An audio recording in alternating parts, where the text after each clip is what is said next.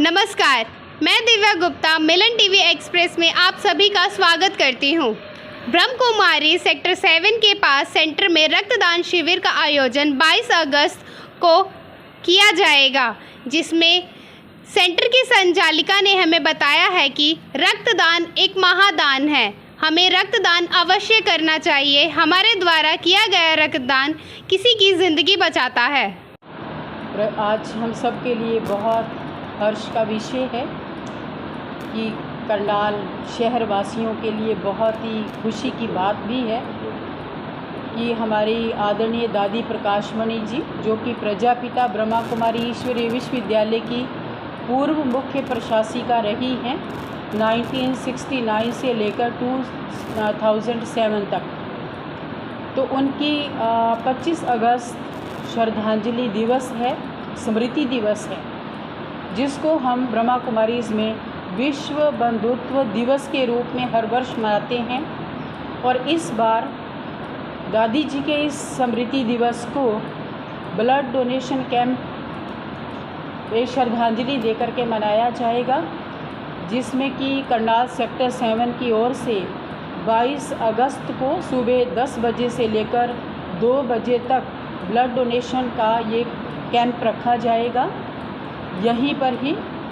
और वैसे ब्रह्मा कुमारीज़ के 1500 से अधिक सेवा केंद्र इसमें पार्टिसिपेट करेंगे, जो कि 22, 23 और 25 अगस्त तक ये चलता रहेगा। जिस सेंटर को जैसी सुविधा है उसी के अकॉर्डिंग वो अपनी डेट रखेंगे। कोई 2 या 3 दिन भी रखेंगे, लेकिन कहीं कहीं पर 1 दिन का ये डोनेशन कैंप रखा जाएगा। तो करनाल वासी भाई बहनों के लिए अत्यंत खुशी की बात है कि वो भी इस पुण्य कार्य में भागी बने, क्योंकि हम सबको पता है कि हमारी ज़िंदगी के लिए खून की एक बूंद भी कितनी कीमती है, जीवनदायिनी है खून की एक बूंद। तो इसलिए सभी इस महत्व को तो जानते ही हैं, इस इम्पोर्टेंस का सबको पता है कि ब्लड हमारी ज़िंदगी के लिए कितना ज़रूरी है। तो इसलिए हमारा अपील सबसे यही रहेगा कि बढ़ चढ़कर इस ब्लड डोनेशन कैंप में 22 तारीख को सभी करनाल वासी आकर के भाग लें। इसका इनॉग्रेशन हमारे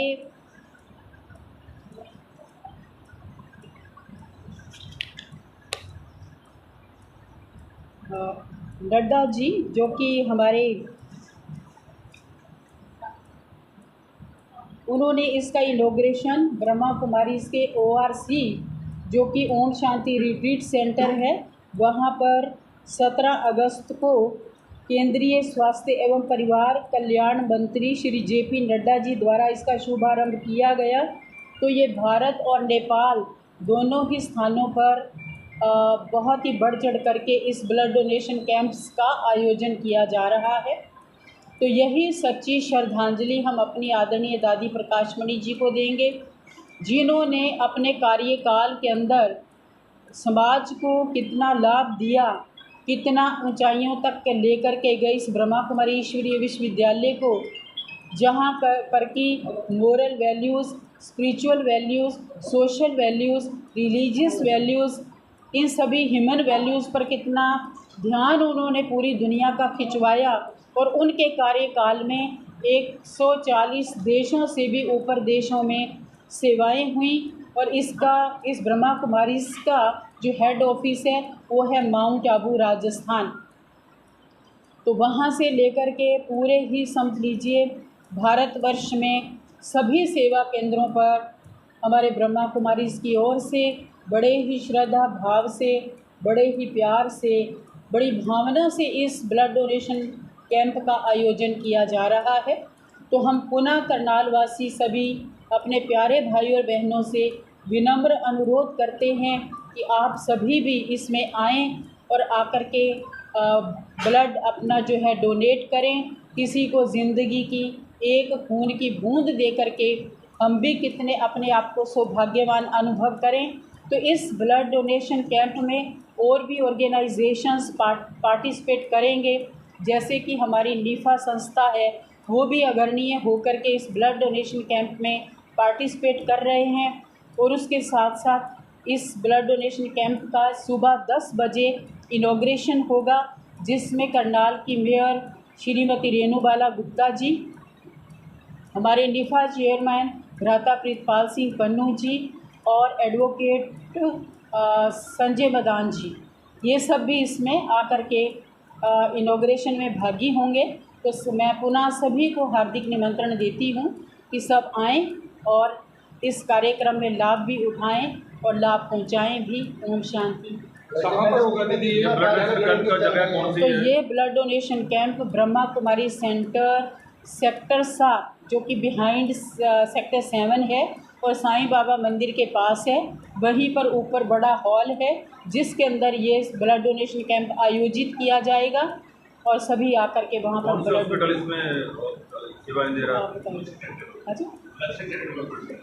लक्ष्य चैरिटेबल ट्रस्ट की तरफ से ये ऑर्गेनाइज किया जाएगा। वो पार्टिसिपेट करेंगे।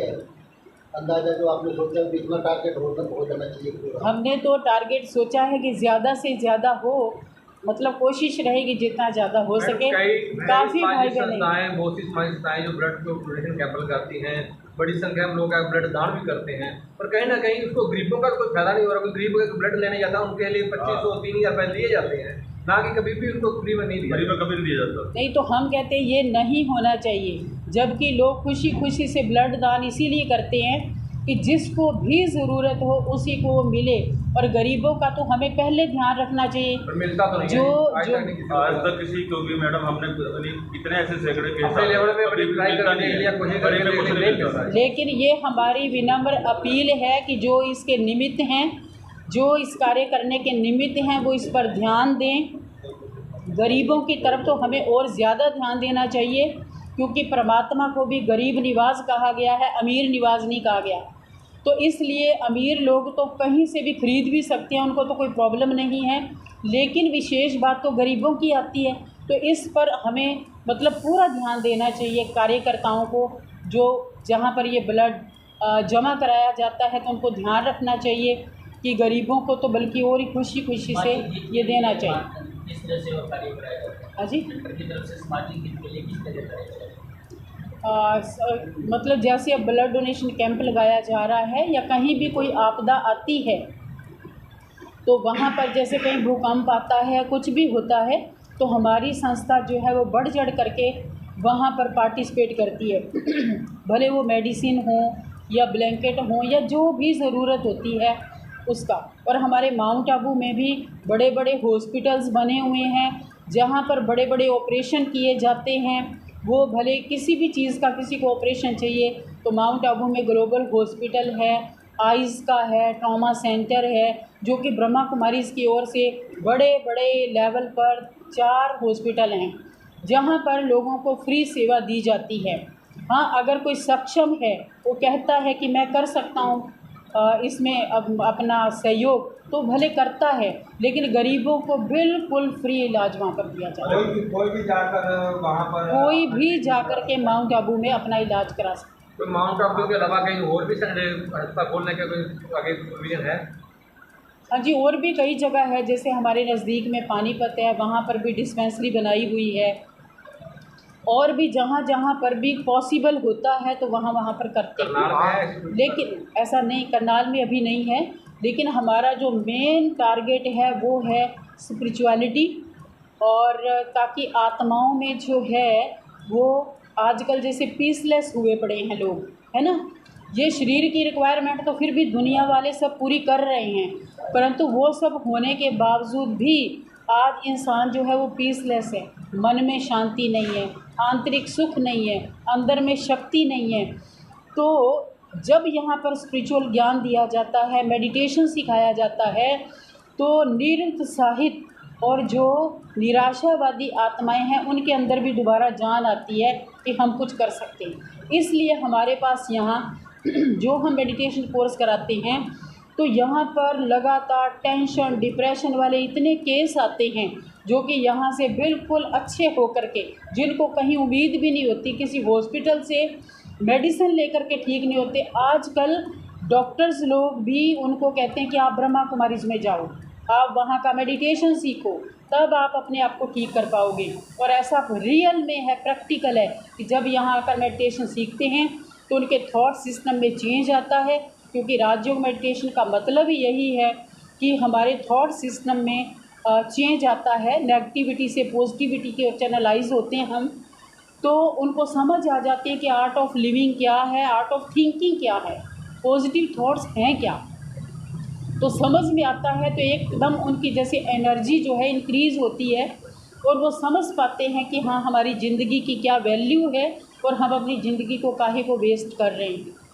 तो इसलिए अब ये भी संस्था के जो हमारे बड़े हैं उनके मन में आया कि हम ब्लड भी बहुत ज़रूरी है पब्लिक के लिए, तो ये भी हम करें।